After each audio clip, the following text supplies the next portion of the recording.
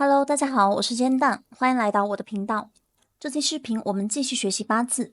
上节课我们学习了看八字的第一步，判断身强还是身弱。那么这节课我们来学习看八字的第二步，如何取用神。首先，我们来学习一个知识点：食神。在阴阳五行的生克制化中，以日干为主，与周围的天干和地支中的藏干发生的生克关系有10种，也就是我们所说的食神。生克关系有生我、我生、克我、我克以及同我5种，加上阴阳则产生食神。下面我们具体看一下食神是如何产生的。同我者为比劫，同性为比肩，异性为劫财。比如甲木日入，甲木就是比肩，乙木就是劫财。所谓同性就是阴阳相同。大家还记得10天干的阴阳分类吧？甲、丙、戊、庚、壬为阳，乙、丁、己、辛、癸为阴。甲是阳，乙是阴，所以甲木日主，同性甲木为比肩，异性乙木为劫财。生我者为应受、应消，异性相生为正应，同性相生为偏应。比如日干为甲木，甲木是阳木，水生木，癸水是阴水，所以癸为甲木的正应。壬水是阳水，为甲木的偏印。这里我们需要注意一下，偏印也叫消神，多了个名称。我生者为食伤，异性相生为伤官，同性相生为食神。比如日干甲木，木生火，丁火是阴火，为伤官，丙火是阳火，为食神。克我者为官杀，异性相克为正官，同性相克为七杀，也叫偏官。比如日干甲木为阳木，金克木，金金是阴金，为正官，庚金为阳金，为七杀。我克者为财，异性相克为正财，同性相克为偏财。比如日干为甲木，阳木，木克土，戊土为阳土，所以为偏财，己土为阴土，所以为正财。大家要根据阴阳五行的生克关系来记忆，也可以进行分类记忆。比如同性所得一般为凶神，比肩、食神、偏印、偏官、偏财；异性所得一般为吉神，名字也比较好听，比劫、伤官、正印、正官、正财。下面我们根据八字进行练习。这个八字日干为辛，属金。我们看看周围的干支和它的关系。连住的天干为癸水，金生水，我生者为食伤，同性相生为食神。月柱天干为甲木，金克木，我克者为财，异性相克为正财。时柱天干为丁火，火克金，克我者为官杀，同性相克为七杀。天干的食神我们都比较好判断，地支则要先找出藏干，然后才能得出食神。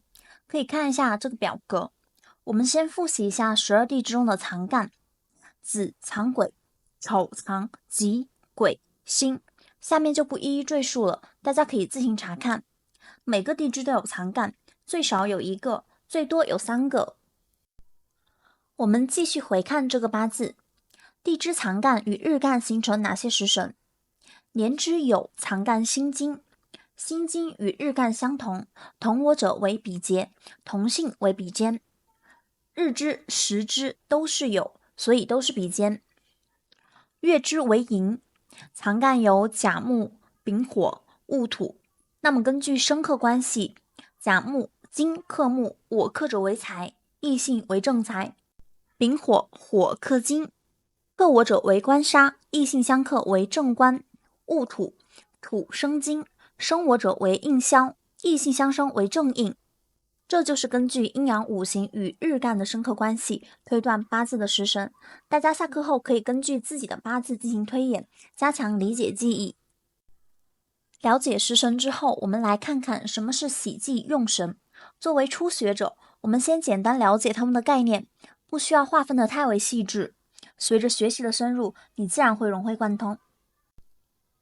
用神就是对日柱起到帮辅或抑制的五行。我们可以把用神比作治疗八字命局中病的解药。假如这个八字为身弱，那么它就需要印比来生日柱，起到帮扶的作用。印比就是这个八字的用神。假如这个八字为身强，那么它就需要官杀、财星、食伤来克制，起到抑制的作用。官杀、财星、食伤就是这个人八字的用神。喜神是辅佐用神的，可以是生用神的，也可以是辅佐帮助用神的，和用神有轻微的区别。在日常中，我们所说的喜用神就是喜神和用神的统称。好，我们继续。忌神呢，就是克制用神的，忌神和用神是对立的。比如日柱用神是木，土就是忌神。除了喜神、忌神、用神，还有仇神、闲神。我们先简单了解一下，仇神就是生扶忌神，使忌神力量更强大的五行。比如日主忌神为水，金生水，那么金则为仇神。在日常命局分析中，忌神和仇神我们都统称为忌神。闲神呢，则是对日主命局中没有帮扶或没有抑制作用的五行，看似没有什么作用，但逢上流年呢，它有可能对日柱起到帮扶，也有可能起到抑制的作用。食神和喜忌用神我们都了解了，下面我们用案例运作起来。比如这个八字日干为壬水，月令为丑土，土克水，旁边两个天干也都为土，都是克耗它的，所以可以判断这是一个身弱的八字。身弱需要帮扶，喜用神则是生我、同我的印比。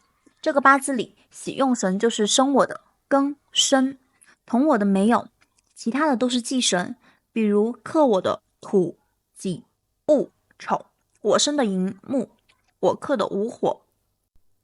我们再看一个八字案例，日柱壬水、亥子都是水，得令又得地，可以判断这个八字为身强。